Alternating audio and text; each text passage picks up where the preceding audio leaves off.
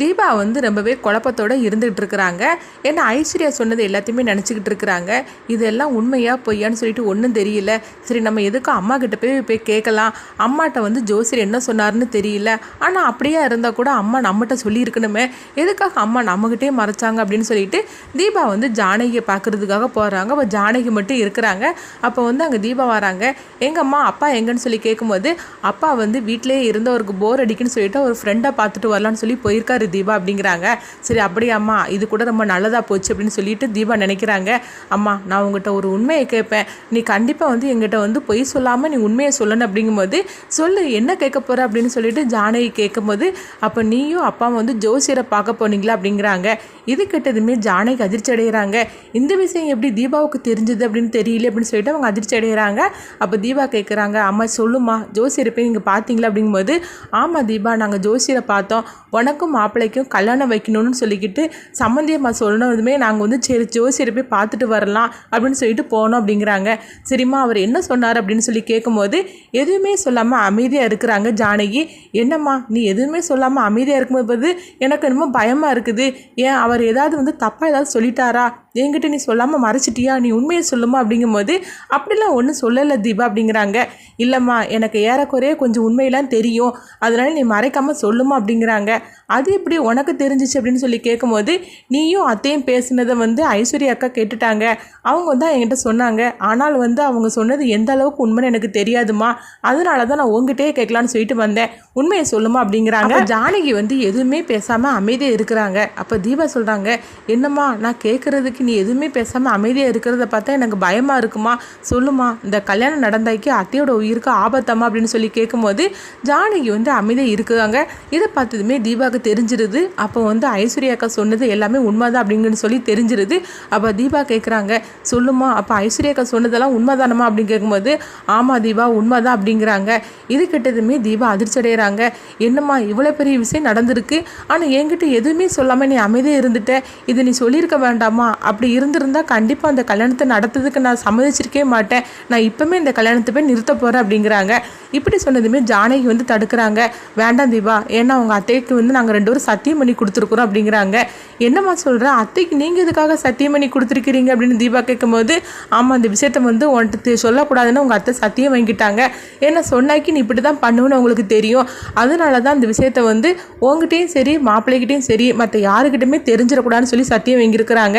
இப்படி உங்கள் அத்தையோட உயிருக்கு ஆபத்துன்னு சொன்னதுமே இந்த கல்யாணத்தை நிறுத்திடலாம் அப்படிங்கிற முடிவில் தான் நானும் உங்கள் அப்பாவும் வந்தோம், ஆனால் உங்கள் அத்தை தான் சொல்லிட்டாங்க, தீபாவுக்காக நான் எதுவுமே செய்தது கிடையாது, அவளுக்கு வந்து இந்த மாதிரிக்கு கல்யாணத்தை நடத்தணும்னு சொல்லி அவள் ஆசைப்பட்டிருக்கா, அவள் ஆசையை நிறைவேற்றுறதா என்னுடைய வேலைன்னு சொல்லிட்டாங்க, அதனால இந்த விஷயத்தை பற்றி யாருக்கிட்டுமே சொல்லக்கூடாதுன்னு சொல்லிட்டு என்கிட்டையும் அப்பாக்கிட்டையும் சத்தியம் வாங்கிட்டாங்க உங்கள் அத்தை, அதனால தான் நான் எதுவுமே பேசாமல் அமைதியாக இருந்துட்டேன்.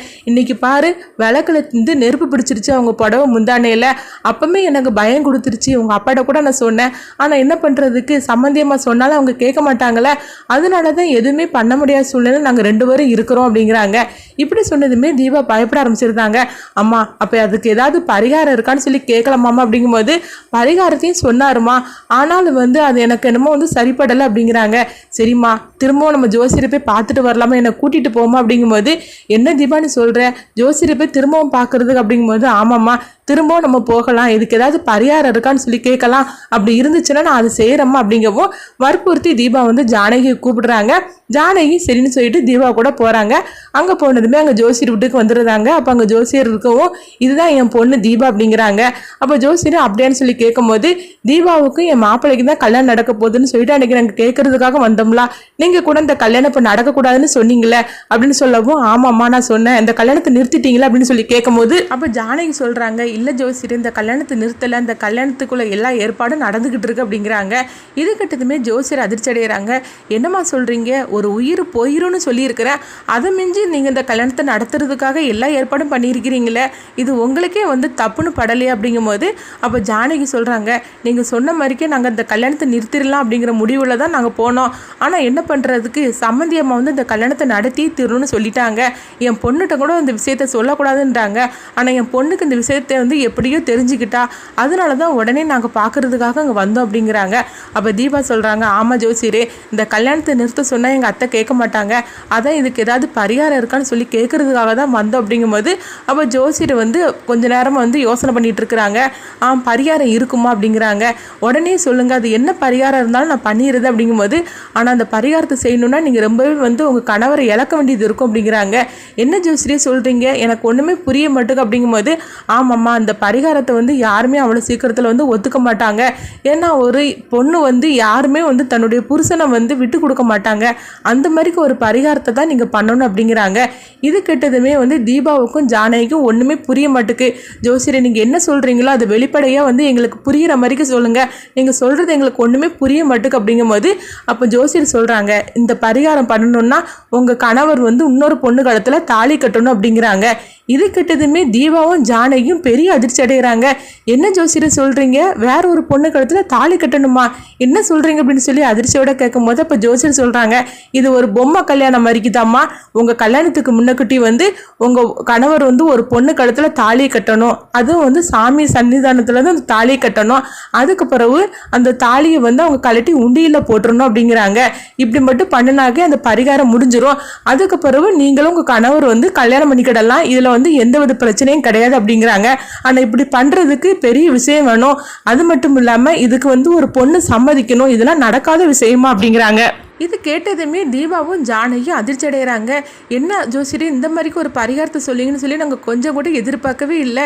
என் மாப்பிள்ளை வந்து இன்னொரு பொண்ணு கழுத்தில் தாலி கட்டணுமா அப்படிங்கும்போது அப்போ ஜோசியர் சொல்கிறாங்க, அந்த தாலி கட்டுறது வந்து உண்மையான கல்யாணம் இல்லாமல் இது ஒரு பொம்மை கல்யாணம் மாதிரிக்கு தான். அந்த கல்யாணம் முடிஞ்சதுமே அவங்க உடனே அந்த தாலியை வந்து அவங்க சாமி கும்பிட்டுட்டு கழட்டி அவங்க உண்டியில் போட்டுடணும். அப்போ அந்த தோஷம்லாம் முடிஞ்சு போயிடும். அதுக்கப்புறமும் நீங்கள் உங்கள் பொண்ணு கழுத்தில் உங்கள் மாப்பிள்ளை தாலி கட்டலாம். அப்போ வந்து அபிராமி அம்மாவோட உயிருக்கு எந்தவித ஆபத்தும் கிடையாது, அந்த குடும்பத்தில் உள்ள எல்லா பிரச்சனையும் முடிஞ்சு போயிருமா, இதுதான் அதுக்கு பரிகாரம். ஆனால் அந்த பரிகாரத்தை வந்து யாருமே செய்ய மாட்டாங்க அப்படிங்கிறாங்க. இதுக்கு ஒரு பொண்ணும் வந்து அவள் வந்து உடன்படணும், ஏன்னா அந்த பொண்ணும் சம்மதிக்கணும்ல, இதுக்கு வந்து எல்லா பொண்ணுங்களும் சம்மதிக்கவும் மாட்டாங்க அப்படிங்கிறாங்க. இப்படி சொன்னதுமே தீபா ரொம்பவே குழப்பமடைகிறாங்க. என்ன ஜோசியரே, இந்த மாதிரிக்கு ஒரு பரிகாரம் சொல்லுவீங்கன்னு நாங்கள் கொஞ்சம் கூட எதிர்பார்க்கவே இல்லை, வேற எந்த பரிகாரமும் கிடையாது அப்படிங்கும்போது இதுக்கு வேற எந்த பரிகாரமும் கிடையாதுமா, இதுதான் ஒரே பரிகாரம் அப்படின்றதாங்க.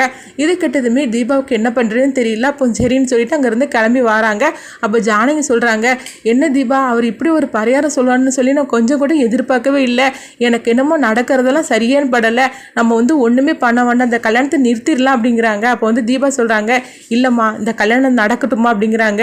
என்ன தீபா சொல்கிற, உங்கள் அத்தையோட உயிர் உனக்கு முக்கியம் இல்லையா, நீயே வந்து உங்கள் அத்தையோட உயிரோடு இருக்கணும்னு சொல்லிக்கிட்டு என்னெல்லாம் பரிகாரம் பண்ணதுக்காக போனேன், இப்போ என்னென்னா இந்த கல்யாணம் நடக்கட்டும்னு சொல்கிறேன் அப்படிங்கும்போது, ஆமாம்மா நடக்கணும், ஆனால் அந்த பரிகாரத்தையும் செய்து முடிக்கணுமா அப்படிங்கிறாங்க.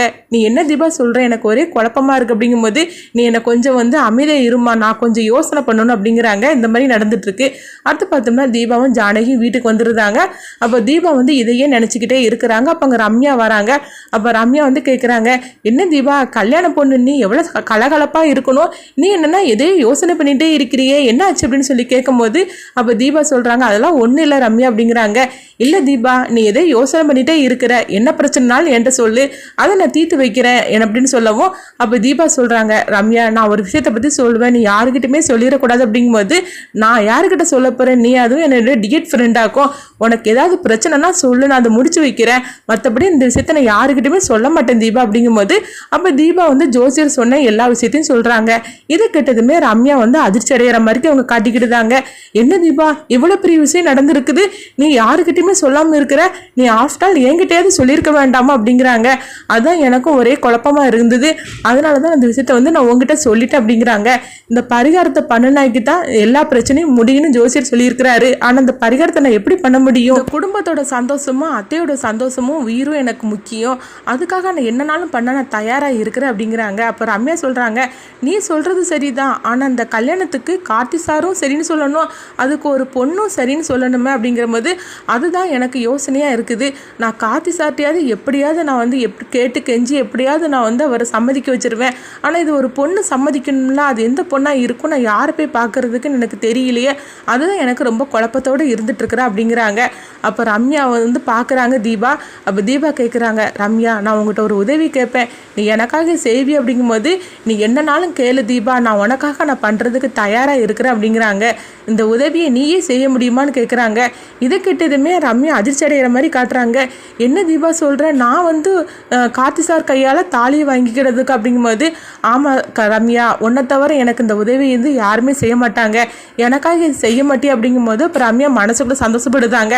இது எல்லாமே என்னோட திட்டம் தாண்டி, இதுக்காக தான் நான் காத்துக்கிட்டு இருக்கிறேன், அது ஓன் வாயாலேயே வந்துருச்சு பார்த்தியா, இதுக்காக தான் நான் காத்துட்டு இருந்தேன் அப்படின்னு சொல்லிட்டு ரம்யா வந்து ரொம்பவே சந்தோஷப்படுதாங்க மனசுக்குள்ளுக்கு. ஆனாலும் அது அவங்க வெளிக்காட்டாத மாதிரிக்கு அவங்க வந்து, ஐயோ தீபா நீ இப்படிலாம் சொல்லணும்னு சொல்லி நான் கொஞ்சம் கூட எதிர்பார்க்கவே இல்லையே, சரி ஆனாலும் பரவாயில்ல, உன்னுடைய வாழ்க்கை நல்லா இருக்கணும், அதுக்காக நான் இதுக்கு சம்மதிக்கிறேன் அப்படிங்கிறாங்க. இது கிட்டதுமே தீபா ரொம்பவே சந்தோஷப்படுதாங்க. ரம்யா எந்த பொண்ணுமே ஒத்துக்க மாட்டான், ஆனால் எனக்காக நீ இந்த அளவுக்கு நீ தியாகம் பண்ண துணிஞ்சிட்ட பற்றியா, உன்ன மாதிரிக்கு ஒரு ஃப்ரெண்டு கிடைக்க நான் ரொம்பவே கொடுத்து வச்சிருக்கணும் அப்படின்னு சொல்லிட்டு தீபா வந்து ரம்யாவோட கையை பிடிச்சி அவங்க அழுதுட்டு இருக்கிறாங்க. அப்போ வந்து ரம்யா சொல்கிறாங்க, தீபா இதெல்லாம் வந்து நீ என்கிட்ட வந்து அழலாமா, நான் உன்னுடைய ஃப்ரெண்டு, உனக்காக நான் என்னன்னாலும் செய்ய தயாராக இருக்கிறேன் அப்படிங்கிறாங்க. அப்போ தீபா சொல்கிறாங்க, ரம்யா இன்னொரு விஷயம் கூட, இது வந்து யாருக்குமே தெரிய வேண்டாம் அப்படிங்கிறாங்க. ஏன் என்னாச்சு அப்படிங்கும்போது, இந்த விஷயம் வந்து வீட்டில் யாருக்காவது தெரிஞ்சுன்னா கண்டிப்பாக அந்த பரிகாரத்துக்கு சம்மதிக்க மாட்டாங்க, அதனால இந்த விஷயம் வந்து நம்ம மூணோருக்குள்ளேயே முடிஞ்சு போயிடணும், சொல்ல பண்ணாக்கி அம்மாவுக்கு கூட இந்த விஷயம் தெரியக்கூடாது அப்படிங்கிறாங்க. ரம்யா சொல்கிறாங்க, சரி தீபா நீ என்ன சொல்கிறியே நான் சம்மதிக்கிறேன் அப்படிங்கப்போ, நான் கார்த்தி சார்கிட்ட இந்த விஷயத்தை பற்றி நான் எப்படியாவது சம்மதம் வாங்கிறதேன், அப்போ என்னைக்குன்னு சொல்கிறேன், நீ அன்னைக்கு வந்துரு, நம்ம மூணோருக்கு மட்டும் தான் தெரியணும், இந்த விஷயத்தை பற்றி வேறு யாருக்கிட்டையுமே தெரியக்கூடாது, நீ யார்ட்டையும் சொல்லிடுறது அப்படிங்கும்போது நான் யாருக்கிட்டையும் சொல்ல மாட்டேன் அப்படின்னு சொல்லிட்டு போயிருந்தாங்க. அடுத்து பார்த்தோம்னா வந்து தீபா வந்து கார்த்தியை பார்க்குறாங்க. அப்போ கார்த்திட்ட சொல்கிறாங்க, என்னங்க நம்ம வந்து கோயிலுக்கு போகணுங்க அப்படிங்கிறாங்க. சரி கோயிலுக்கு போகலாம், இதில் என்ன இருக்குது அப்படிங்கும்போது, இல்லைங்க அங்கே ஒரு பரிகாரம் பண்ணணும் அப்படிங்கும்போது, ஏன் திடீர்னு என்னாச்சு அப்படிங்கிறாங்க. இல்லைங்க நம்ம கல்யாணத்துக்கு முன்னுக்கிட்டே ஒரு பரிகாரம் பண்ணணும்னு சொல்லி நான் நினச்சிக்கிட்டு இருக்கேன், அதனால தான் உங்களை கூப்பிடுறேன் அப்படிங்கும்போது, அப்படியே தீபா எனக்கு வந்து நாளைக்கு கொஞ்சம் வேலை இருக்குது அப்படின்னு சொல்லவும், சரிங்க நம்ம வந்து 2 நாள் கழித்து போயிடலாம், அன்றைக்கி தான் ரொம்ப நல்ல நாளாக இருக்குது அப்படிங்கும்போது, என்ன கோயிலுக்கு போகிறதுக்கு எதுக்கு நீ ரொம்ப நல்ல நாள்லாம் பார்த்துட்டு இருக்கிற, கோயிலுக்கு என்றைக்குனாலும் போகலாம்ல அப்படிங்கும்போது, இல்லைங்க அந்த பரிகாரத்தை வந்து நல்ல நாளில் தான் பண்ணணும் அப்படிங்கிறாங்க. சரி தீபா நீ என்னைக்கு போகணுன்னு சொல்லு, நான் வந்து அன்னைக்கு வந்து நான் வந்துடுறேன் அப்படிங்கிறாங்க. ஆனால் நாளைக்கு மட்டும் என்னால் வர முடியாது, முக்கியமான எனக்கு வேலை இருக்குது அப்படிங்கவும், சரிங்க 2 நாள் கழித்து நம்ம போகலாம், நீங்கள் வந்து அன்னைக்கு மட்டும் உங்களுடைய வேலையெல்லாம் வந்து கொஞ்சம் ஒதுக்கி வச்சுட்டு வந்துருங்க அப்படிங்கவும் சரின்னு சொல்கிறாங்க. அடுத்த பார்த்தோம்னா வந்து கோயிலுக்கு வந்து தீபா வந்து கிளம்புறாங்க. அப்போ ரம்யாவுக்கு ஃபோன் பண்ணி சொல்கிறாங்க, ரம்யா நீ வந்து அங்கே கோயிலுக்கு வந்துரு, கார்த்தி சாரும் நானும் கோயிலுக்கு வந்துடுது அப்படிங்கும்போது அவங்களும் சரி அப்படிங்கிறாங்க. நீ வரும்போது பொண்ணு மாதிரிக்கு அலங்காரம் பண்ணிட்டு வா, பட்டு புடவைலாம் கட்டிட்டு வா அப்படிங்கும்போது ரம்யாவும் சரி தீபா அப்படிங்கிறாங்க. அப்போ கார்த்தி வந்து கோயிலுக்கு கிளம்பி வராங்க. வாங்க தீபா நம்ம கோயிலுக்கு கிளம்பலாம் அப்படிங்கும்போது, என்னங்க ஃபேண்ட் ஷர்ட்டை போட்டுட்டு கோயிலுக்கு வாரீங்க அப்படிங்கும்போது, ஏன் இதில் என்ன இருக்குது, நான் அப்படி தான் வந்திருக்கிறேனா அப்படின்னு சொல்லும்போது, இல்லைங்க நீங்கள் பட்டு வேஷ்டி சட்டை போட்டுட்டு தான் வரணும் அப்படிங்கிறாங்க. எதுக்காக நான் பட்டு வேஷ்டியும் சட்டையும் போட்டுட்டு வரணும், நம்ம கோயிலுக்கு தானே போகிறோம், இன்றைக்கி ஒன்றும் வேறு எதுவும் விசேஷம் இல்லையா, பரவாயில்ல நான் ஃபேண்ட் ஷர்ட்டையோட நான் வந்துடுது அப்படிங்கும்போது, நான் சொல்கிறத நீங்கள் கேட்க மாட்டிங்களா, நான் தான் ஒரு பரிகாரம் பண்ணணும்னு சொல்லியிருக்கிறோம்ல, அதனால நீங்கள் இந்த ட்ரெஸ்ஸை உடுத்துட்டு தான் வரணும் அப்படிங்கவும், அதுவும் நம்ம முகூர்த்தத்துக்கு உடுத்தீங்களா அந்த ட்ரெஸ்ஸை உடுத்துட்டு தான் வரணும் அப்படிங்கிறாங்க. என்ன தீபா நீங்கள் இப்படிலாம் சொல்லிட்டு இருக்கிறீங்க, சரி அப்போ நான் பட்டு வேஷ்டி நான் உடுத்துட்டு வரோம்னா அப்பவும் நீங்களும் வந்து முகூர்த்த புடவை பட்டு புடவை தானே உடுத்துட்டு வரணும், நீங்கள் ஆனால் சாதாரண புடவையில் தானே இருக்கிறீங்க, நான் மட்டும் எதுக்காக இந்த ட்ரெஸ்ஸை போட்டுட்டு வரணும் அப்படின்னு கேட்கும்போது, ஏங்க நான் சொன்னால் நீங்கள் கேட்க மாட்டீங்களா அப்படின்னு சொல்லி தீபா கேட்கும்போது, என்னமோ சொல்கிறீங்க போங்க அப்படின்னு சொல்லிட்டு உடனே கார்த்தியும் வந்து பட்டு வேஷ்டியும் சட்டையும் அவங்க வந்து உடுத்துட்டு வராங்க. அப்போ கோயிலுக்கு கிளம்பலான்னு சொல்லிட்டு அவங்க போகும்போது இப்போ அபிராமி பார்க்குறாங்க, என்ன திடீர்னு 2 பேரும் கோயிலுக்கு கிளம்பிருக்கிறீங்க, அதுவும் நீ வந்து மாப்பிள்ளை கணக்காக வந்திருக்கிற, ஆனால் வந்து தீபா சாதாரணமாக தான் வந்திருக்கிறா அப்படிங்கும்போது, அதுதான் எனக்கும் ஒன்றும் புரியல, என்னமோ இன்னைக்கு பரிகாரம் பண்ண போகிறாங்களாம், அதுக்காக எனக்கு இந்த மாதிரிக்கு ஒரு ட்ரெஸ்ஸை உடுத்துட்டு வர சொல்லியிருக்கிறாங்க அப்படிங்கும்போது, அப்புறம் அபிராமி கேட்குறாங்க, என்ன தீபா என்னாச்சு அப்படிங்கும்போது, இல்லைத்த இன்னைக்கு வந்து ஒரு பரிகாரம் பண்ணணும்னு சொல்லி நான் நினச்சிருந்தேன், எங்கள் கல்யாணத்துக்கு முன்னுக்கிட்டு ஒரு பரிகாரம் பண்ணணும், அதுக்காக தான் நான் அவர் இப்படி கூட்டிகிட்டு போகிறேன், மற்றபடி என்கிட்ட எதுவும் கேட்காதீங்க, பரிகாரம் முடிஞ்சதுக்கப்புறமா நானே சொல்கிறேன் அப்படிங்கும்போது, சரி தீபா நீ எது பண்ணாலும் கரெக்டாக தான் இருக்கும், நீ எதுவும் என்கிட்ட சொல்லக்கூடாதுன்னு நினைக்கிறேன், பரவாயில்ல நீ பரிகாரத்தை நல்லபடியாக முடிச்சுட்டு வந்தால் போகிற அப்படின்னு சொல்லவும், சரி வாங்க நம்ம போகலாம் அப்படின்னு சொல்லிட்டு கார்த்தியும் தீபாவும் கோயிலுக்கு வராங்க. அப்போ வந்து ரம்யாவுக்கும் ஃபோன் பண்ணி கூப்பிடவும், ரம்யா நான் வந்துட்டு இருக்கேன்டி அப்படிங்கிறாங்க. அடுத்து பார்த்தோம்னா கோயிலுக்கு வந்துடுறாங்க. வந்ததும் கார்த்தி கேட்குறாங்க, என்ன தீபா பரிகாரத்துக்கு எல்லாம் ஏற்பாடு பண்ணியாச்சு அப்படிங்கும்போது, ஆமாங்க ஒரு 10 நிமிஷம் இருங்க, ஒருத்தவங்க வரணும் அப்படிங்கிறாங்க. யார் வரணும் தீபா அப்படிங்கும்போது, பரிகாரம் பண்ணுறதுக்கு இன்னொரு 3வது ஆளாக ஒருத்தர் வரணும் அப்படிங்கிறாங்க. இது கிட்டதுமே கார்த்திக் ரொம்பவே குழப்பமா இருக்குது. தீபா என்னதான் சொல்றாங்கன்னு ஒண்ணுமே புரிய மாட்டேங்குன்னு சொல்லிட்டு இருக்கும்போது அங்க ரம்யா வந்துருந்தாங்க. அவங்க பார்த்தோம்னா பொண்ணு மாதிரிக்கு அவங்க வராங்க. உடனே கார்த்திக் ஒரே குழப்பமா இருக்குது. என்னது ரம்யா என்னமோ கல்யாணம் பண்ணிக்கிற பொண்ணு மாதிரிக்கு அலங்காரம் பண்ணிட்டு வந்திருக்கிறாங்களே அப்படின்னு சொல்லிட்டு ரம்யா பாக்குறாங்க. அப்ப தீபாட்ட கேக்குறாங்க, என்ன தீபா ரம்யா என்னமோ கல்யாணம் பண்ணிக்கிற பொண்ணு மாதிரிக்கு வந்திருக்கிறாங்க அப்படிங்கவும், அப்போ ரம்யா பக்கத்தில் வந்துருந்தாங்க. என்ன தீபா டைம் ஆயிடுச்சு அப்படிங்கும்போது, இல்லடி கரெக்டான டைம் தான் வந்திருக்குது அப்படிங்கிறாங்க. அப்போ கார்த்திக் கேட்குறாங்க, தீபா நீங்கள் இப்போ என்ன பரிகாரம் பண்ண போறீங்கன்னு எனக்கு இப்போ தெரிஞ்சாகணும், நீங்கள் உண்மையை சொல்லுங்கள், ஏதோ நீங்கள் நடக்கிறதெல்லாம் பார்க்கும்போது எனக்கு சரியாக படலை, நீங்கள் உண்மையை சொல்லுங்கள் அப்படிங்கும்போது, அப்போ தீபா சொல்லியிருந்தாங்க, ஆமாம் கார்த்தி சார் உங்களுக்கு ரம்யாவுக்கு கல்யாணம் அப்படிங்கிறாங்க. இது கிட்டதுமே கார்த்தி அதிர்ச்சி அடைகிறாங்க. என்ன தீபா பைத்தியகாரத்தனமாக நீங்கள் பேசுகிறதெல்லாம் பார்த்தா இருக்குது, நீங்கள் இப்போ என்ன தான் பண்ண போறீங்க அப்படிங்கும்போது உடனே நடந்த எல்லா விஷயத்தையும் சொல்கிறாங்க. ஜோசியர் இந்த மாதிரி சொல்லியிருக்கிறாங்க அப்படிங்கும்போது இது கேட்டதுமே கார்த்தி ரொம்பவே கோவப்பட ஆரம்பிச்சிருந்தாங்க. தீபா நீங்கள் இந்த மாதிரி செய்வீங்கன்னு நான் சொல்லி கொஞ்சம் கூட நான் எதிர்பார்க்கவே இல்லை அப்படின்னு சொல்லிட்டு கார்த்தி ரம்யாவை பார்க்குறாங்க. இது எல்லாமே இவளுடைய சதித்திட்டம் தான், ஆனால் அது தெரியாமல் தீபா இந்த மாதிரிக்கு நம்பிட்டாங்களே. இப்போ எப்படியாவது தீபாவோட நம்பிக்கை நம்ம உடைக்கணும், இந்த ரம்யாவோட மூஞ்சில கரிய புசுன்னு அப்படின்னு தீபாவை பற்றி அவங்க கார்த்தி பார்க்குறாங்க. தீபா நான் சொல்கிறத கேளுங்க, அந்த ஜோசியர் உண்மையான ஜோசியராக இருக்காது, கண்டிப்பாக அவன் ஒரு போலியான ஜோசியராக தான் இருக்கும். இந்த பரிகாரமே ஒரு தப்பான பரிகாரம், நீங்கள் இதை என்று சொல்லியிருந்தீங்கன்னா கண்டிப்பாக நான் இதுக்கு ஒத்துருக்க மாட்டேன் அப்படின்னு சொல்லும் போது தீபா அவங்க கண்கலங்கி அழுதுகிட்டு இருக்கிறாங்க.